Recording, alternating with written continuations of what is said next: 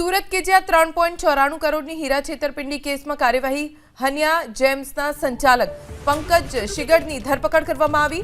Lab-grown ડાયમંડની ખરીદી કરીને રૂપિયા ન ચૂકવતા કાર્યવાહી કરવામાં આવી છે।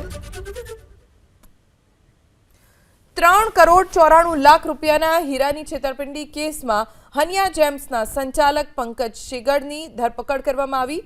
લેબગ્રોન ડાયમંડની કરોડોની ખરીદી કરી પણ રૂપિયા ન ચૂકવતા આખરે ફરિયાદ નોંધાઈ હતી। ફરિયાદના આધારે ધરપકડ કરવામાં આવી।